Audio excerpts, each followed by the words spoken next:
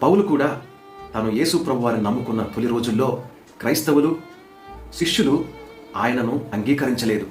ఆయన్నే అపార్థం చేసుకున్నారు. వారెవరూ కూడా ఆయన దగ్గరకు చేర్చుకోలేదు. ఆ సమయంలో పౌలు కృంగిపోయాడు. కృంగిపోతూ ఉన్న పౌలును బర్నబా వెళ్ళి కలిశాడు. ఆయనను ప్రోత్సహించాడు. ఆ తరువాత శిష్యులతో ఆయన నిజముగానే యేసు ప్రభువారిని తన సొంత రక్షకునిగా అంగీకరించాడని తెలియచేసి పౌలును శిష్యులతో కలిపాడు. బర్నబా ప్రోత్సహించడం ద్వారా పౌలు అపోస్తులైన పౌలుగా మార్చబడి అనేక ఆత్మీయ పత్రికలను మనందరి కోసం రాశాడు. ఒక బర్నబా అనే వ్యక్తి ఆ సమయంలో లేకపోతే పౌలు కృంగిపోయి ఉండేవాడు. కాలం గడిచిన తరువాత పౌలు బర్నబా మొదటి సువార్త దండయాత్రకు వెళ్ళారు. ఆ సమయంలో మార్కు అనే యవనస్తుడిని వారితో వెంట పెట్టుకుని తీసుకువెళ్ళారు.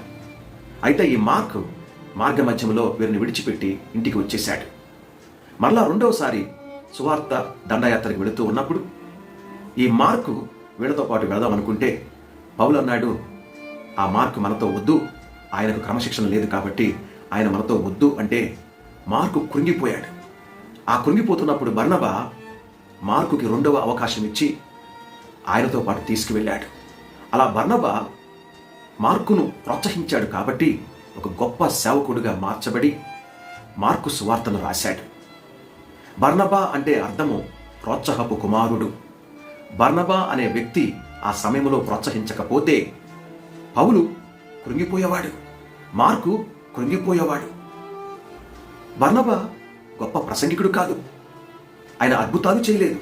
ఆయన చేసింది ప్రోత్సహించాడు. ప్రియమైన సహోదరుడా, సహోదరి, ప్రోత్సహించటం అనేది గొప్ప పరిచర్య అనే విషయం నీకు తెలుసా?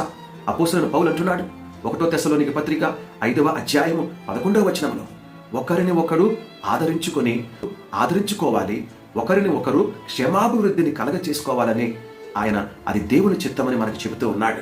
మరి మన జీవితంలో ఒకరిని ఒకరు మనము ప్రోత్సహిస్తూ ఉన్నామా? నిరాశ నిస్పృహలో ఉన్నవారిని మనము ప్రోత్సహిస్తూ ఉన్నామా? నీ యొక్క ఒక్క మాట చేత, ఒక సహాయము చేత, ఒక ప్రార్థన ద్వారా నీ చుట్టూ ఉన్న కృంగిపోయిన నిరాశ నిస్పృహతో ఉన్న జీవితాలు మార్చబడతాయి. మనమందరము కూడా మన చుట్టూ ఉన్న వారిని ప్రోత్సహిద్దాం. తద్వారా కొంతమంది తమ జీవితాలను సరిదిద్దుకునేలా చేద్దాం.